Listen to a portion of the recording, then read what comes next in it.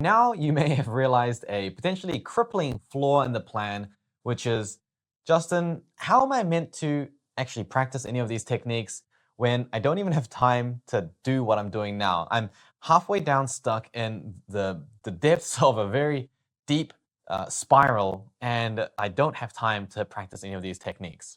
Well, let's just address that first. A lot of students find it difficult to schedule things in and even just create schedules that are sustainable and work for them. And we're just going to go through and figure out what the main mistakes that students are making when it comes to scheduling and time management, and just some guidelines on how we can fix them. So first of all, these are the common mistakes when it comes to good scheduling. So the most common mistake that people are making is that they actually just don't make schedules, in that they're kind of just winging it. They wake up and they figure, okay, today I'm going to try to do this. And if I've got time, I'll do this. And then later in the week, sometime I'll do this. And then I'll revise this later when I feel up for it and have time. So obviously, if you don't even have any structure, you just have nothing to work off of. So the first thing you need to do is actually start making a schedule and realize what are the mistakes that you're probably going to make. The second mistake that people make with scheduling is that they set times that are far too loose or vague. And what I mean is that you'll have a schedule and then that may be divided into hours, let's say 1 p.m. and then 2 p.m. and then 3 p.m. And then between the hours of 1 to 3 p.m., they will just say biology. And that's their schedule. From 1 to 3 p.m., biology. It's way too vague, and it doesn't really give you any real idea about what you're actually meant to be doing in the moment. So for beginners who are just getting into scheduling, I'd actually recommend dividing your schedule down right all the way down to make sure that you know exactly what you're doing. So don't just say 1 to 3 p.m. biology, actually break that down into something that's a lot more specific. And we'll go over the guidelines all at once later. But if your schedule just is basically keywords that are loosely defined to a general time block, then you're probably making this mistake. The third issue with scheduling is that it tends to be way too overpacked or overambitious. So after biology at 3 p.m.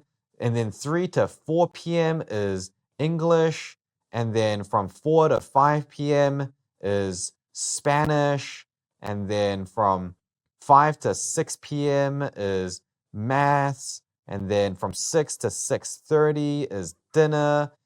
You know, the schedule is so packed that number one, there's no room for error. The chances are that your schedule is not going to go exactly to plan.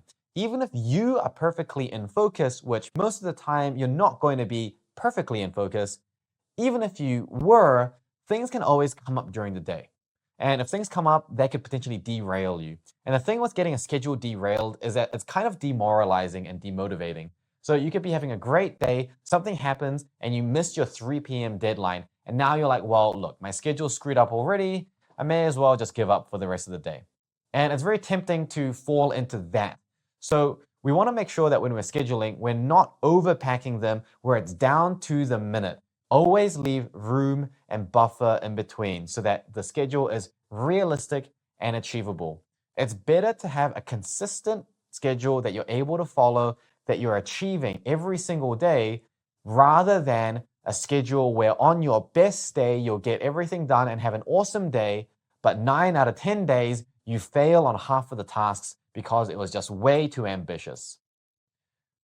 So we really want to make sure that our schedules are, number one, created so that we give ourselves some level of control over how we're spending our time. We want to make sure that they're much more specific so that we're being more intentional and giving our brain more of a focus, because if it's too vague, then it's going to cause a lot of delays in between. You know, you might end up sitting down here at 1 p.m. and think, okay, it's time for biology. But then you're like, well, what do I do now?